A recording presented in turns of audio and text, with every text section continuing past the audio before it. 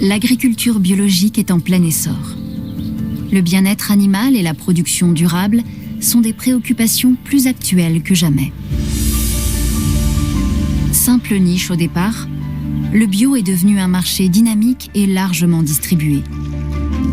Il apparaît comme la réponse aux questions d'aujourd'hui et de demain. Qualifié à tort de tendance à la mode, le bio a déjà une longue histoire. Une histoire commencée il y a plus d'un siècle et qui a transformé l'agriculture et la façon de penser l'alimentation.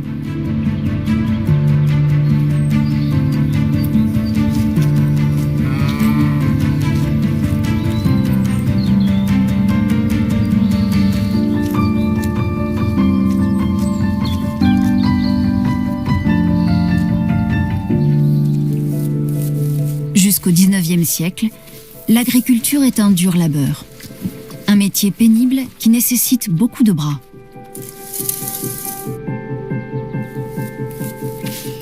Puis apparaissent progressivement les premières machines, tirées par un cheval, entraînées par des machines à vapeur ou tractées par des tracteurs.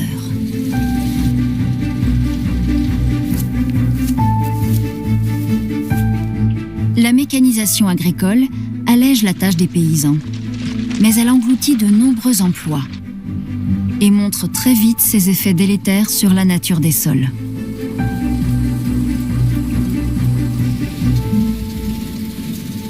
Au moment où se développe la motorisation, donc le recours au tracteur, il y a des alertes, des craintes très fortes sur l'usure et la dégradation des sols qui va en résulter. On va aussi labourer beaucoup plus profondément et beaucoup plus vite qu'avec des chevaux, ce qui va aussi dégrader les sols. De tout temps, les paysans ont su fertiliser leurs champs grâce au fumier, un engrais précieux et naturel. Mais malmenés par les machines, les sols ont besoin de plus de fertilisants. C'est alors qu'un nouveau produit arrive sur le marché qui promet un meilleur rendement aux agriculteurs, l'engrais chimique. Soudain, les récoltes sont non seulement stables, mais plus généreuses qu'auparavant. L'avenir s'annonce radieux pour les agriculteurs. Et puis la Première Guerre mondiale éclate. Les usines d'armement tournent à plein régime et la fabrication d'explosifs nécessite de grandes quantités d'ammoniac. C'est cette production militaire qui va dessiner l'avenir de l'agriculture. À la fin de la guerre, les excédents d'ammoniac doivent être rentabilisés et donc recyclés. Facilement transformable en engrais chimique, ce composé azoté devient l'arme destinée à résoudre la crise alimentaire. On a recours pour la première fois et sans aucune retenue à l'engrais azoté. L'engrais à base d'azote est celui qui favorise le plus la croissance. Et on l'utilise en très grande quantité, sans savoir quels effets ce fertilisant très particulier peut avoir sur l'ensemble de l'agriculture. À la fin de la Première Guerre mondiale, c'est la disette. Des gens meurent encore de faim en Allemagne, en Europe centrale. On comprend bien l'attrait suscité par cette poudre. Il suffit de l'épandre sur son champ pour en doubler le rendement. On a observé des phénomènes de dégénérescence dès les premières utilisations intensives de ces engrais. Les plantes sont plus hautes, mais elles s'affaissent avant l'heure. Elles sont plus rapidement infestées par les champignons, les moisissures, et vite attaquées par les insectes car leur épiderme est plus fragile. Les nutriments sont beaucoup plus concentrés dans les plantes. Pour qui s'y connaît un peu, les dommages indirects étaient déjà visibles. À ce moment-là, quelques personnes commencent à se demander s'il n'y aurait pas moyen de faire autrement, de se passer des engrais de synthèse, et si la fertilité du sol ne dépendait que de sa composition chimique. C'est le cas de l'agronome et botaniste britannique Albert Howard. En 1905, il se rend en Inde avec pour mission d'y améliorer la culture des céréales. Dans cette colonie que la couronne juge comme sous-développée, l'agriculture se pratique sans chimie depuis des millénaires. Très vite, Howard comprend que les paysans indiens ont plus à lui apprendre que l'inverse et constate que les principes de la fertilisation naturelle offrent des rendements supérieurs et plus durables. Albert Howard étudie minutieusement leur utilisation du compost. Il consigne ses conclusions dans plusieurs publications et exporte ce savoir en Europe. Dans la vision d'Howard, il y a une vision cyclique avant tout, donc d'un point de vue historique, c'est une agriculture qui se soucie de la santé du sol et qui entend maximiser la vie du sol. En 1924, la nature des sols fait également l'objet d'un cycle de conférences anthroposophiques près de Wrocław, en Silésie. Ce cours aux agriculteurs ouvre des perspectives pour l'agriculture biologique. Le conférencier Rudolf Steiner exprime sa défiance vis-à-vis de l'agriculture moderne et dénonce la destruction des sols. Il prône l'idée que la ferme est un organisme vivant au sein duquel tout est lié. L'agriculture biodynamique est née. En 1924, une soixantaine d'agriculteurs assistent à ces conférences en Silésie. Tous connaissent parfaitement l'agriculture et tous savent de quoi ils retournent. Mais dans un premier temps, ils sont très surpris et submergés par ces idées, par ce feu d'artifice d'idées. L'anthroposophe Rudolf Steiner intègre l'agriculture dans sa vision ésotérique et holistique du monde, où tout s'imbrique et où tout est en lien avec les forces cosmiques. Sol, plantes, animaux. Pour Steiner, tout cela fait partie d'un tout. Et la ferme est un organisme que l'homme ne peut appréhender et entretenir avec succès que dans sa globalité.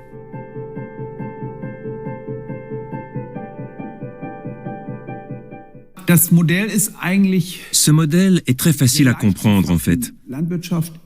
À la base, l'agriculture n'est pas une organisation économique comme le commerce, l'industrie ou l'artisanat. L'agriculture consiste en premier lieu à associer culture des plantes, fertilité du sol et élevage. Et ce qui est primordial, c'est de penser de manière progressiste, de chercher un moyen d'améliorer la fertilité du sol et non pas en premier lieu d'augmenter encore son rendement. Le bien-être animal est un élément central en biodynamie. Il est indissociable d'une économie circulaire.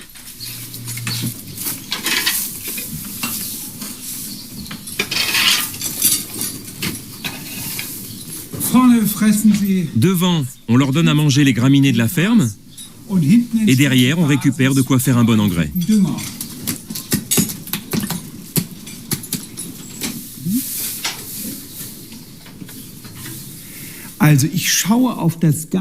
Je regarde le tout, qui varie légèrement d'un endroit à l'autre, comme un organisme vivant. Je le regarde comme je regarderais un partenaire, un collègue, comme quelqu'un que je voudrais aider sur le plan pédagogique, thérapeutique, dans une optique préventive. C'est ça le regard de l'agriculteur en biodynamie. Évidemment, il faut bien produire quelque chose. Et ce produit doit être de très bonne qualité. Mais la préoccupation première est toujours la même. Comment faire pour que ça aille au moins aussi bien l'année prochaine et dans 5 ans? Avec son cours aux agriculteurs, Rudolf Steiner inspire et crée un vaste mouvement. Rudolf Steiner et ce cycle de conférences, c'est l'un des premiers points de cristallisation et de constitution d'un ensemble de critiques. Le cours aux agriculteurs est important, mais ce que Steiner a dit ensuite l'est tout autant, à savoir que cette méthode théorisée dans une université ne peut pas s'appliquer telle qu'elle. C'est un élan qui doit se développer. Et pour ça, il faut un réseau de gens qui réfléchissent ensemble. C'est l'idée fondatrice de l'agriculture biodynamique. Alors, c'est pas tellement le nom de Rudolf Steiner qui est important pour les débuts de l'agriculture biodynamique en France, c'est plutôt celui de Pfeiffer, donc qui est son disciple, qui écrit un livre important qui va être rapidement traduit en français. L'ouvrage d'Ehrenfried Pfeiffer a été traduit dans plusieurs langues. Pfeiffer est d'abord le chauffeur de Steiner, puis l'électricien du Goetheanum, le siège de la Société anthroposophique en Suisse, près de Bâle. Plus tard, il étudie la chimie et diffuse le concept d'agriculture biodynamique dans le monde via ses livres. Son point de vue n'est pas particulièrement ésotérique. Il s'intéresse aux facteurs de la fertilité. C'est précisément ces facteurs qu'étudie le FIBEL, l'Institut de recherche de l'agriculture biologique, situé à Frick, en Suisse, depuis 1978. Le FIBEL est le leader mondial de la recherche scientifique dans ce domaine. Les chercheurs y étudient les effets à très long terme des différents modes de fertilisation sur la qualité du sol, dont l'impact est fondamental sur les récoltes. Un bon sol, c'est déjà un sol bien structuré. Il a une bonne structure de surface, il est grumeleux, ce qui permet à l'eau de bien circuler et il résiste mieux à l'érosion. Un sol bien structuré reste friable. Même avec ce taux d'humidité, il s'émiette bien. Et il sent bon.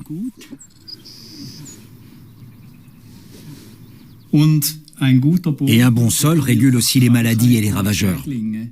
On parle du potentiel antiphytopathogène d'un sol. C'est sa capacité à combattre les maladies et les parasites.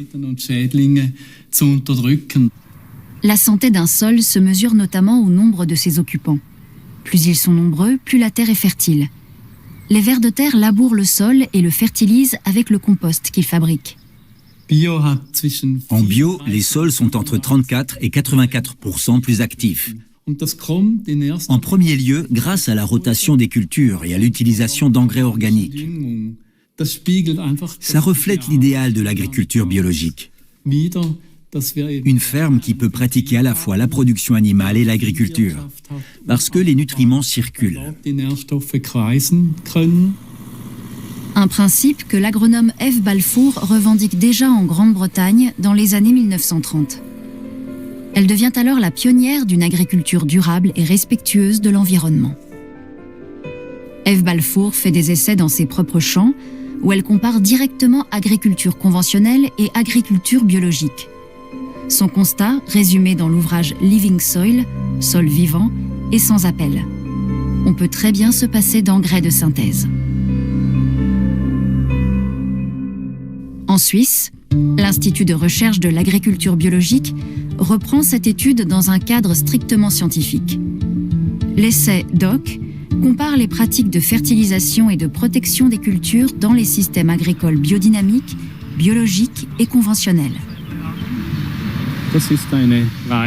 Là, nous avons une parcelle conventionnelle avec des engrais purement minéraux. Nous avons utilisé de l'azote minéral et un herbicide.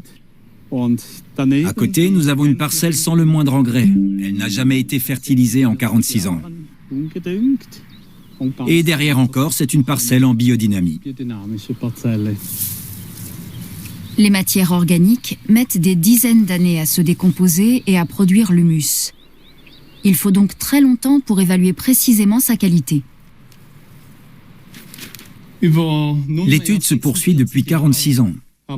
Et nous pouvons dire que le bio fonctionne. Les rendements sont certes un peu moindres, 15% de moins qu'en agriculture conventionnelle. Mais cela représente 50% de dépenses en moins, en termes d'engrais et de produits phytosanitaires. Et moins d'énergie aussi. C'est un des gros avantages de l'agriculture bio. Le bio est respectueux de l'environnement, mais ses rendements sont inférieurs. Or, dans les années 30, le rendement est le maître mot d'une agriculture désormais placée au centre des intérêts politiques. L'Allemagne des années 30 est surtout influencée par l'économie autarcique nationale-socialiste. Il s'agit de se préparer à la guerre et d'atteindre l'autosuffisance alimentaire en cas de conflit. Deutschlands Versorgung ist durch die Großtaten unserer Chemiker gesichert. In diesem gigantischen Werk werden Düngemittel auf künstlichem Wege hergestellt.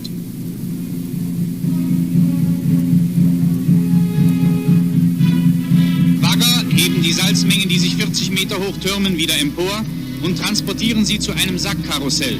von dem der Dünger in die Eisenbahnzüge zum Abtransport gelangt.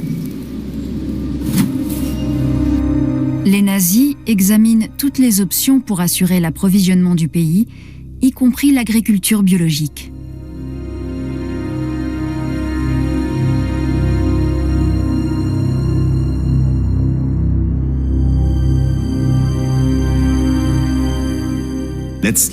Finalement, tout ce qui compte pour les nazis, c'est le rendement et l'assurance de produire le plus d'aliments possible et de la manière la plus fiable possible avec les moyens disponibles en Allemagne. Alors que l'objectif premier de la biodynamie, à l'inverse, c'est de survivre. Si bien que cette méthode est considérée d'emblée avec hostilité et que ces agriculteurs sont en proie à des attaques violentes et souvent abjectes. Ils ont donc besoin d'alliés et cette recherche se poursuivra sous le Troisième Reich. En septembre 1939, le magazine de l'agriculture biodynamique fait du zèle dans son édito. Il affirme « Le moment est venu de faire nos preuves. Le paysan allemand reconnaît et assume son devoir. » Les principes fondamentaux de l'anthroposophie et de son agriculture biodynamique trouvent des adeptes parmi les nazis. Le plus connu d'entre eux n'est autre que Rudolf Hess. Rudolf Hess, l'adjoint d'Hitler, a une position clé car il a des contacts avec des anthroposophes à Munich. Et jusqu'à son départ pour Londres, il continue de protéger ces gens. C'est un réseau assez complexe qui va évoluer de manière dramatique en 12 ans de régime nazi. Quand en 1941, Rudolf Hess s'envole pour l'Angleterre et se fait arrêter, l'anthroposophie est interdite en Allemagne. Cette interdiction sonne aussi le glas de l'agriculture biodynamique. Officiellement, du moins. Cette recherche d'alliés est la principale raison qui va faire des agriculteurs en biodynamie des complices du génocide. Rétrospectivement, c'est évident. Mais à l'époque, ils avaient créé ce réseau pour survivre. C'est à Dachau, précisément, que l'approche biodynamique subsiste. Ces principes sont appliqués par les prisonniers du camp qui cultivent ce que l'on appelle alors le jardin d'herbes aromatiques, un lieu que fréquente volontiers le chef des SS Heinrich Himmler avec sa femme et sa fille.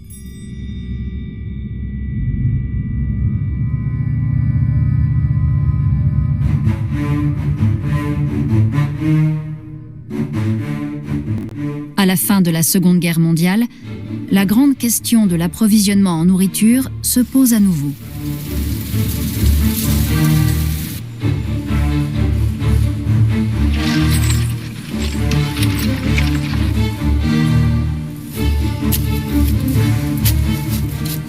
Tout ce qui importe dans un premier temps, c'est de produire. Pas la manière dont on va le faire. Il faut produire des aliments. Alors on sème, on fertilise et on récolte. Plus il y en a, mieux c'est.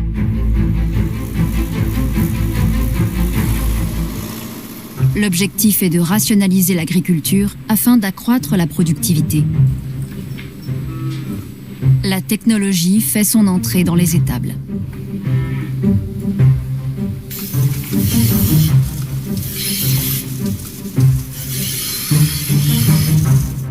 Parallèlement, des scientifiques travaillent sur des substances chimiques destinées à augmenter les rendements. Tout d'un coup, bien des méthodes qu'on envisageait déjà durant les décennies précédentes, mais avec une certaine nonchalance et de manière un peu expérimentale, deviennent effectives après 1945.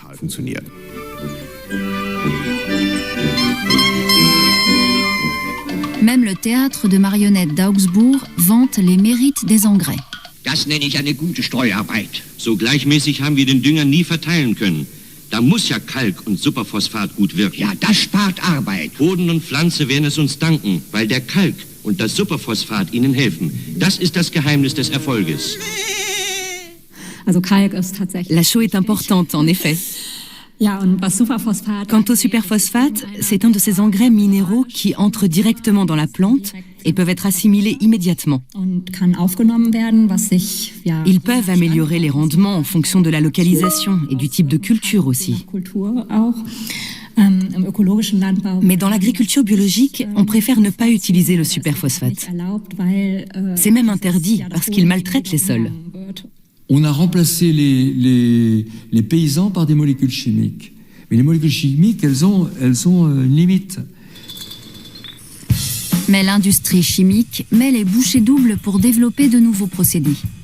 Engrais chimiques, herbicides, pesticides, tout ce qui peut booster la croissance est répandu dans les champs.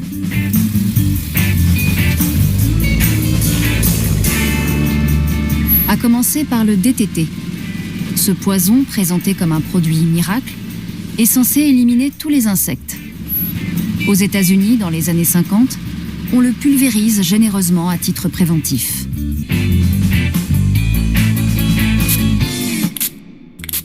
En 1962, la biologiste Rachel Carson publie Silent Spring, Printemps silencieux. Dans ce livre, elle dénonce l'usage effréné du pesticide et prédit un printemps sans le moindre chant d'oiseaux lorsque tous les insectes seront morts.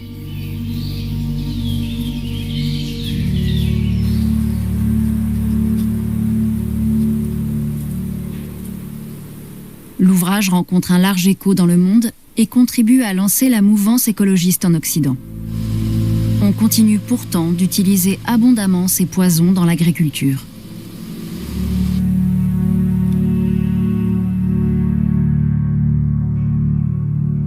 De nouveaux produits continuent de surgir sur le marché et dans les champs. L'accusation portée par Rachel Carson n'est pas bien accueillie partout. Il y a eu tout un travail pour décrédibiliser cet ouvrage, en particulier du service de protection des végétaux du ministère de l'Agriculture. Donc l'utilisation des engrais de synthèse et des pesticides, c'est pas du tout quelque chose qui s'est généralisé de façon consensuelle et simple. Ça a nécessité tout un travail des milieux, de l'encadrement agricole, de la recherche agronomique pour faire accepter cet usage massif de chimie dans les champs. C'était la modernité, c'était les engrais, les pesticides, les tracteurs qui arrivaient. C'était pas du tout l'agriculture biologique, quoi. C'était un peu le contraire. Certains agriculteurs tombent malades, notamment à cause de la dérive de pulvérisation. Des intoxications aux pesticides, en fait, il y en a eu beaucoup dans ces années 50, 60, 70, 80. Et ça a souvent été un motif de conversion à la bio, tout simplement pour des raisons de santé, soit personnelles, soit dans la famille, soit dans les voisins. Certainement que presque dans tous les villages, il y a eu des cas d'intoxication aux pesticides. Lorenz Lex, installé à Erding, près de Munich, est de ceux qui sont passés au bio dans les années 80 pour des raisons de santé. Il avait 28 ans quand il s'est aperçu qu'il y avait un problème. Je tombe très vite gravement malade. On me parle d'affection des ganglions lymphatiques ou d'un cancer. Et je me retrouve avec des nodules là, dans les poumons et ainsi de suite.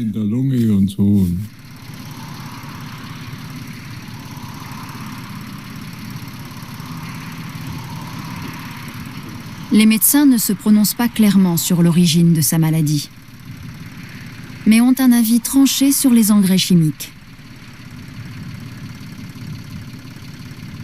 Le naturopathe me dit « revends tes pulvérisateurs ». Le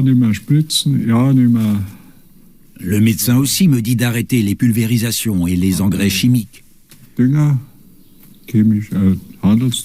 Ils me disent de laisser tomber tout ça. On lui conseille aussi de manger sainement.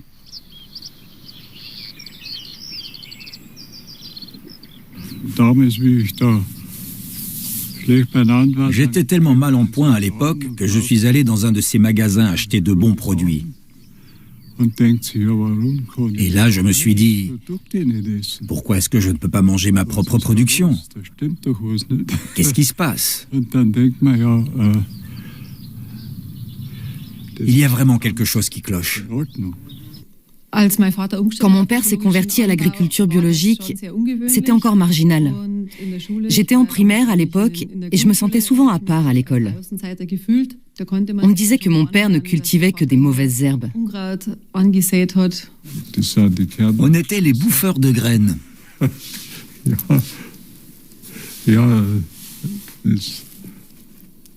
Mais ça ne nous empêchait pas de vivre. Lorenz Lex devient un pionnier de l'agriculture biologique moderne.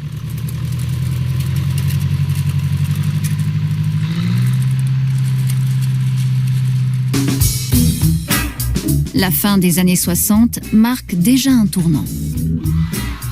Musique, mouvement étudiant, la critique de la société s'étend à tous les domaines. Des citadins découvrent la vie à la campagne. Ils rejoignent la jeune communauté des agriculteurs bio, dont les méthodes alternatives les fascinent. Leur décoction de prêle des champs et d'orties remplace avantageusement le poison. Jusque dans les années 60-70, l'agriculture bio forme une communauté vraiment soudée. Tout le monde se connaît et se rencontre régulièrement, c'est comme une grande famille. Il est impossible de faire fortune avec le bio à l'époque, parce que dans un premier temps, c'est avant tout une communauté autosuffisante.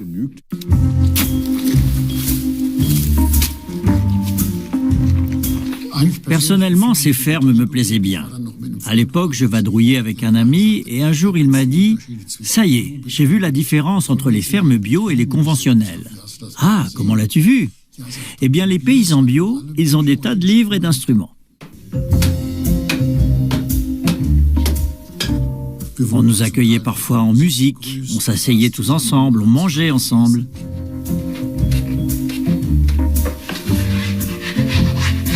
C'était complètement différent et émotionnellement fort.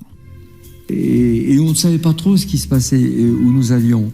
Nous, ce qu'on savait, c'est qu'on ne voulait pas ressembler, on ne voulait pas traiter la terre, on ne voulait pas, entre guillemets, s'empoisonner, voilà, et empoisonner les animaux, etc. Il y a deux courants dans l'agriculture biologique. L'agriculture bio, qui travaille avec des engrais organiques et du compost, et la biodynamie. Dans cette approche inspirée par l'anthroposophie, les agriculteurs utilisent des préparations pour enrichir les engrais naturels.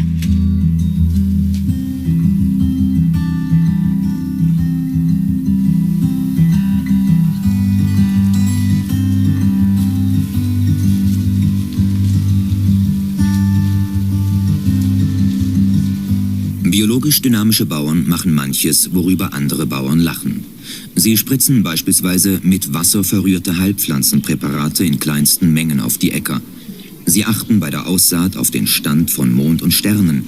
Für viele gelten sie als Sonderlinge, aber ihre Erfolge sind unbestreitbar.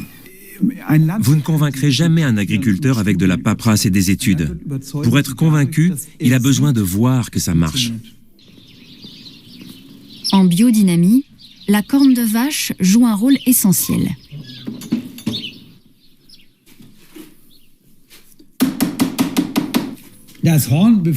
Je remplis la corne de bouse de vache toute fraîche, je l'enfouis dans le sol et au bout de 6 mois, j'obtiens un engrais particulier qui sent très bon. Ensuite, je le dilue beaucoup avant de le répandre sur les plantes et sur le sol.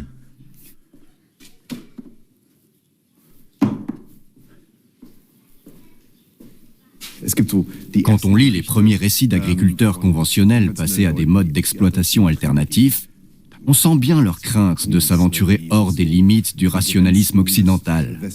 On sent qu'ils manquent d'assurance. Mais on sent aussi qu'ils comprennent très vite. Ce sont des gens qui savent ce qu'ils font. Au début des années 1960, l'agronome français Jean Boucher développe un produit naturel à base d'algues qui accélère la décomposition du compost. Le lithotam, un véritable booster pour l'agriculture biologique.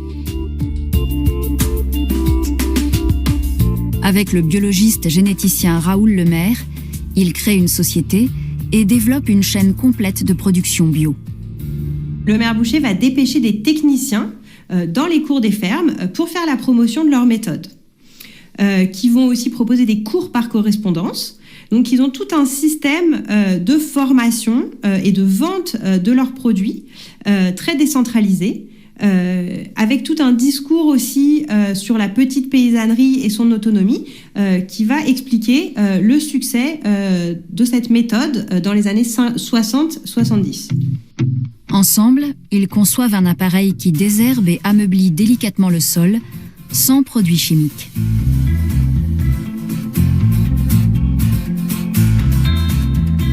Leurs fouilleuses et leurs préparations aux algues se vendent comme des petits pains.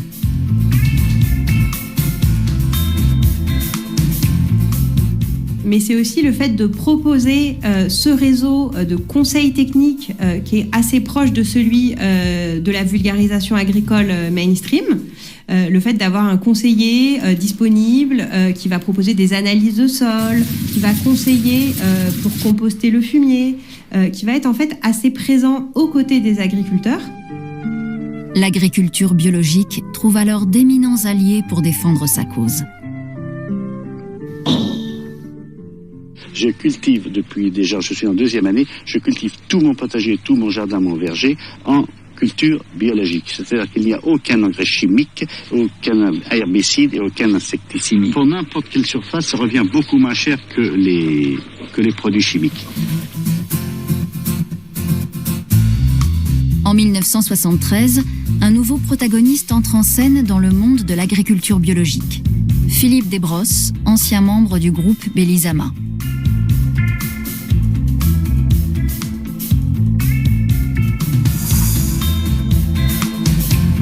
À l'été 73, et je revenais à la ferme, et je me vois dans les tables en train de curer les vaches dans cette odeur un peu nauséabonde.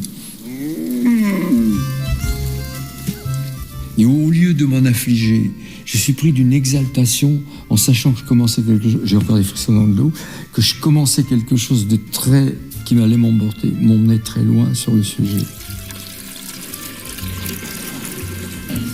J'étais tellement convaincu et j'avais tellement envie que je suis devenu le chef de file des mouvements naissants de l'agriculture biologique.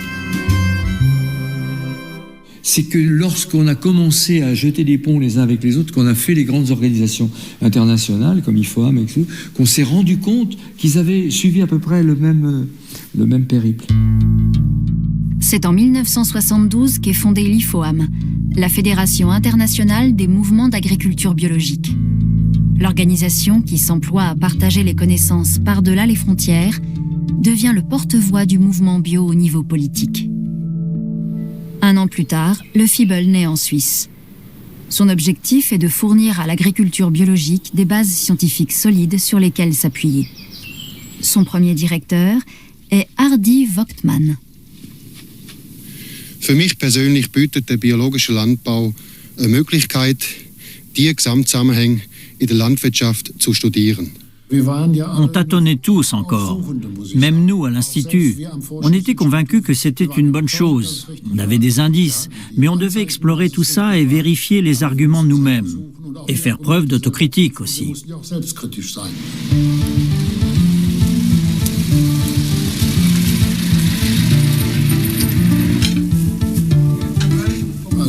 Au début de nos recherches, on est d'abord allé voir des paysans bio pour leur demander « Comment vous faites au juste ?» Lors des premiers contacts entre les agriculteurs et les chercheurs, on a compris qu'il fallait d'abord que les deux parties s'apprivoisent.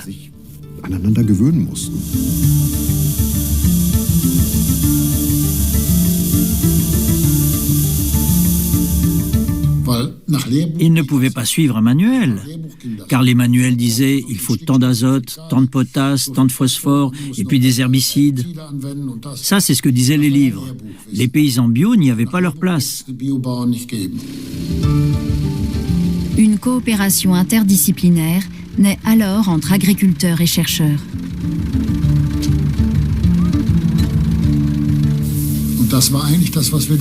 Lors de ces discussions avec les agriculteurs, on leur demandait « Où rencontrez-vous des problèmes? Que devons-nous étudier? Où en êtes-vous? Quels ont été vos échecs et vos plus grandes réussites ?» C'est de ce dialogue que tout notre programme de recherche est né.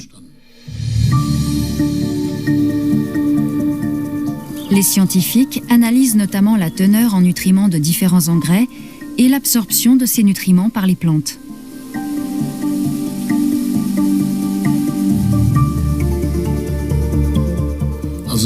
Le principe de l'agriculture biologique s'appuyait déjà sur des bases scientifiques solides et acquérait de nouvelles connaissances par la pratique.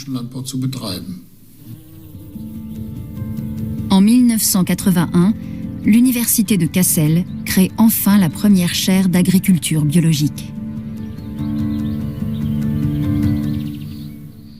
J'étais le tout premier professeur. Et d'un coup, tout le monde s'est réveillé. Des professeurs ont été nommés à Gießen, à Göttingen, à Kiel, là-haut dans le nord, à Stuttgart, plus tard à Munich. Tout d'un coup, c'est devenu une science. Ça a été un élément déclencheur. Il ne faut pas oublier qu'au début de l'agriculture biologique, et même quand elle a commencé à s'établir dans les universités, le contexte général n'était pas vraiment bienveillant. C'était des matières fortement réclamées par les étudiants. Mais les profs de l'époque étaient regardés de travers par leurs collègues. C'était pas toujours facile. Aujourd'hui, le domaine Frankenhausen est une antenne de l'université de Kassel. Ici, la recherche se pratique vraiment sur le terrain. La rotation des cultures est un élément essentiel de l'agriculture durable. Elle consiste à cultiver différentes plantes en alternance, ce qui a une action bénéfique sur le sol et sur les plantes elles-mêmes. Les prairies de type graminées trèfle blanc sont particulièrement bénéfiques. En haut, on voit les racines des mélanges graminées trèfle qui se trouvaient là. En mourant, elles laissent des cavités. On en trouve en haut, bien sûr, mais aussi plus bas parce que ça s'étend aussi dans les profondeurs. Certaines graminées s'enracinent jusqu'à 3 mètres de profondeur. Les céréales cultivées par la suite peuvent utiliser ces systèmes racinaires pour descendre elles-mêmes à ces profondeurs, ce qui est vital face au réchauffement climatique. Comme ça, l'été, quand tout est sec en surface, les plantes trouvent toujours de l'humidité plus bas, même pendant les longs mois de sécheresse.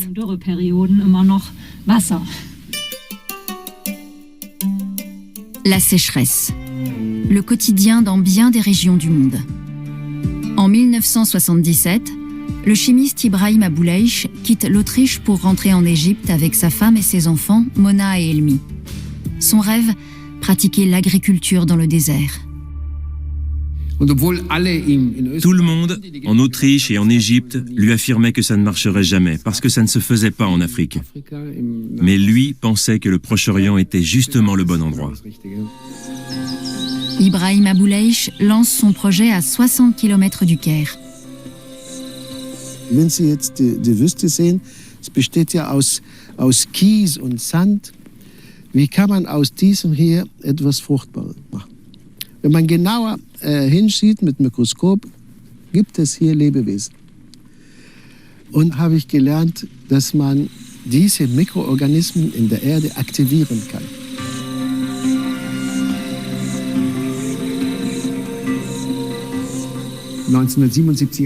Ça a démarré en 1977 et ce qui s'est produit dans le désert ces 47 dernières années a souvent été qualifié de miracle. Ibrahim Aboulaish parvient à fertiliser une surface de 70 hectares dans le désert égyptien.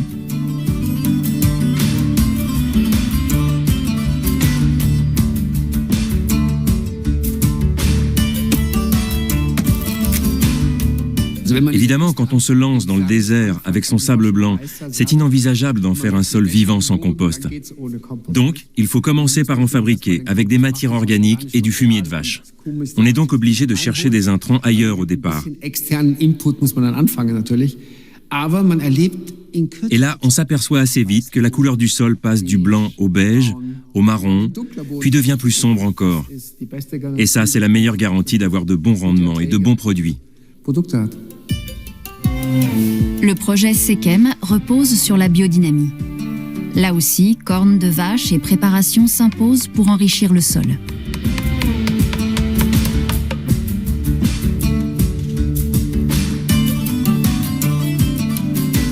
Des visiteurs viennent d'Afrique, d'Amérique du Sud et d'Asie par intérêt pour l'agriculture en milieu désertique. En Égypte, plusieurs milliers d'agriculteurs appliquent toujours cette méthode aujourd'hui. Dans l'économie circulaire, il est essentiel d'avoir du bétail qui fournit du lisier. Il est de plus en plus évident que si on veut créer des sols vivants sur le long terme, on ne peut pas s'éloigner des pratiques de l'agriculture biologique, régénérative ou biodynamique.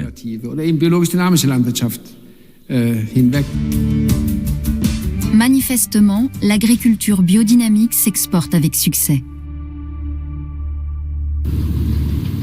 Cependant, l'Europe s'accroche à une stratégie diamétralement opposée. Beckdorf steht für viele Bauerndörfer in der Bundesrepublik. Zu kleine, unwirtschaftliche Betriebe, die von allem etwas haben. Maschinen, Vieh und Anbauflächen. In unserem Dorf sind natürlich viele Betriebe zu klein. Die zu kleinen Flächen unserer Betriebe bedingen natürlich neue Überlegungen. In Beckdorf übernehmen 2 Bauern künftig die Bestellung aller Felder. Spezialisierung heißt die Devise für die anderen. Rentable Fleischerzeugung beginnt bei 450 Schweinen oder 150 Rindern. Leur devise était croître ou disparaître. Les exploitations s'agrandissent, elles sont plus gourmandes en capital et en technologie.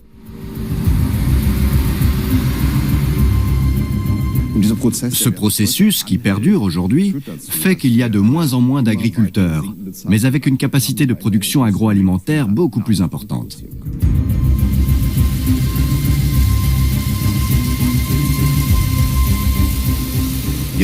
C'est l'émergence d'un nouveau mode de pensée, car le tracteur n'est pas seulement ce qui tracte, c'est aussi un des tout premiers maillons de la pensée mécanique. L'agriculteur n'est plus celui qui gère des processus organiques et qui a besoin, ça et là, de la technologie.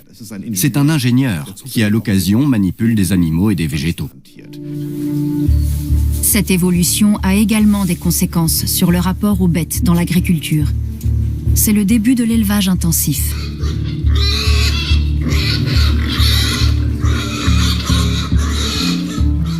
C'est désormais possible d'industrialiser l'élevage. Et c'est là que le problème commence. Dans l'élevage intensif, l'animal n'est plus qu'un numéro parmi d'autres. Il doit être performant. Et tout ce qu'on veut savoir sur chaque bête est résumé en chiffres. Dans ces élevages, on franchit un seuil dans la relation homme-animal. Elle devient très froide, très abstraite. La question du bien-être animal ne se pose plus. Et ne peut même plus se poser parce qu'on se concentre sur autre chose. La révélation des conséquences de l'élevage intensif soulève un tollé dans l'opinion publique. Des consommateurs exigent qu'on cesse de maltraiter les animaux et qu'on respecte leurs besoins. L'élevage intensif fonctionne uniquement parce que nous avons abandonné le principe de l'économie circulaire paysanne. Cette situation est complètement dingue.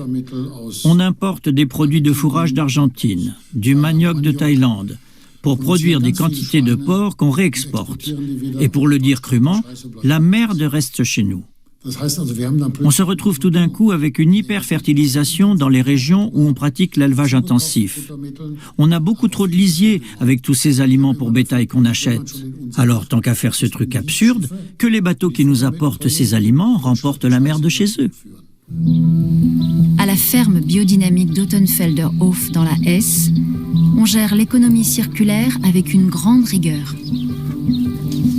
Les animaux vivent principalement en plein air et leur nombre est limité.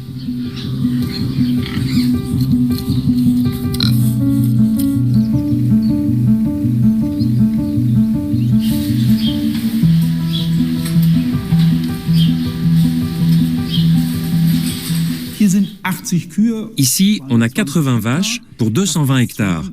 C'est ce qu'il faut. On a aussi quelques cochons, des jeunes bêtes et des poules. On ne pourrait pas avoir 200 vaches ici. Il n'y a pas de quoi les nourrir. car les aliments ne peuvent provenir que de leurs propres champs. C'est le principe.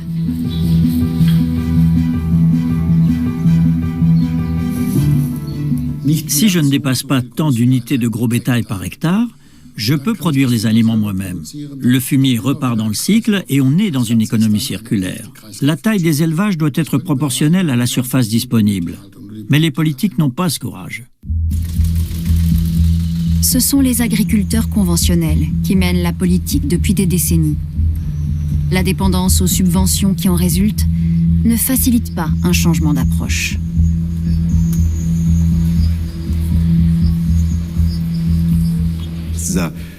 De très nombreux agriculteurs pâtissent de cette course à la productivité. C'est une compétition acharnée et inhumaine. Il faut survivre. Et il faut reconnaître que c'est profondément déstabilisant de voir d'autres agriculteurs gérer leur affaire de manière différente. En fait, une grande partie de ce rejet et des critiques à l'égard des méthodes alternatives vient d'une incapacité à envisager qu'il puisse exister une alternative. Ce qu'il faut, c'est rester dans la course et montrer qu'on est un homme.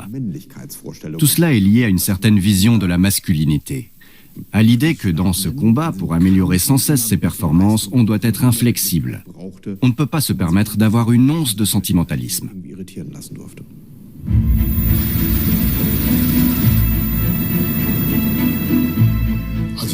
La Fédération des agriculteurs était férocement contre, car ça remettait en question ce qu'ils faisaient depuis des décennies.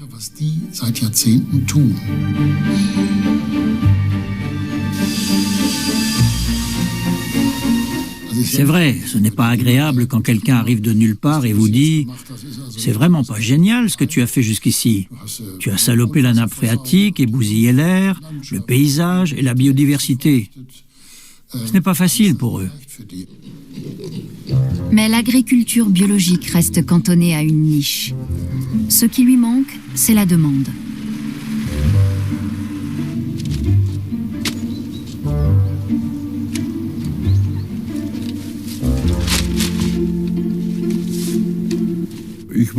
J'étais tellement convaincu que c'était la voie à suivre. Mais il a fallu vraiment s'accrocher. La famille aussi. Parce que je n'étais pas tout seul, il y avait toute la famille derrière. Je ne pouvais pas me permettre de faire faillite. Et là se produit une chose tout à fait inattendue. Des gens extérieurs au monde agricole s'intéressent à cette agriculture biologique. Ces consommateurs, en grande partie citadins, dénoncent les excès de l'agriculture conventionnelle et réclament des aliments différents. Vente en direct à la ferme, boutique bio ou marché hebdomadaire, soudain l'expression « manger local » apparaît. La dimension locale a été importante. Le fait de rapprocher consommateurs et producteurs, ça c'est vraiment un des tournants dans l'après-68. Où on a une place beaucoup plus importante du monde urbain et des consommateurs. Les agriculteurs bio ont dû affronter encore bien des préjugés dans les premiers temps. Deutschlands Hausfrauen pflegen Obst und Gemüse nach Schönheit und Größe auszuwählen. Organisch gezogene Landwirtschaftsprodukte aber sind oft klein und unansehnlich. Ça n'a pas été un revirement soudain, mais un processus graduel. Et ce qui y a beaucoup contribué au début, c'est la présence de petites épiceries bio un peu partout. Les magasins de ferme aussi.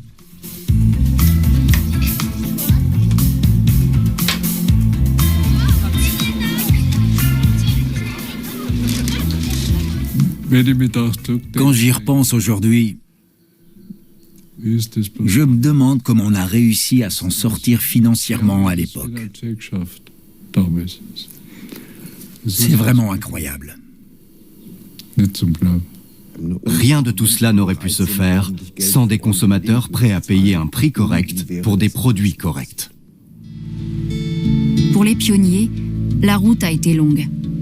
Pendant des dizaines d'années, ils ont porté leurs convictions dans le paysage politique, via les institutions et dans les parlements, jusqu'à atteindre finalement le niveau européen. Je suis surpris du succès et surtout de l'accueil qu'on avait. C'était à Bruxelles, parce qu'on avait C'était beaucoup plus difficile au niveau des gouvernements nationaux et tout ça. Mais Bruxelles, c'était vraiment un monde à part, quoi. Eux, ils étaient déjà en avance sur leur temps, sur le temps. Aujourd'hui, ce serait pas que ça, hein. Aujourd'hui, les lobbies ont compris. C'est qu'avant, ils ne nous prenaient pas au sérieux. Donc on a pu verrouiller le système en toute tranquillité. Quand ils se sont réveillés, il était trop tard. C'est ça notre chance. En 1991, l'Union européenne adopte un règlement qui établit la façon dont les aliments bio doivent être produits, contrôlés et marqués. Le logo bio désigne les producteurs qui veillent au bien-être animal, préservent la fertilité de leur sol et n'emploient pas d'intrants chimiques. Je suis absolument convaincu que c'était nécessaire de mettre des garde-fous pour préserver l'agriculture biologique avec une réglementation des cahiers des charges et un système de contrôle très sérieux qui a d'ailleurs permis toute cette confiance qui s'est développée de plus en plus parce que les gens savaient que ce qui était fait était sérieux.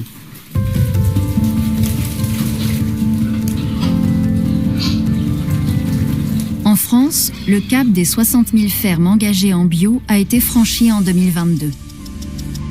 La consommation de ces produits contribue largement à la souveraineté alimentaire, puisque 83% de l'alimentation bio consommée en France est produite en France. À l'échelle européenne, ce sont plus d'1 demi-million d'exploitations qui pratiquent l'agriculture biologique. Le bio, une agriculture de progrès permanent.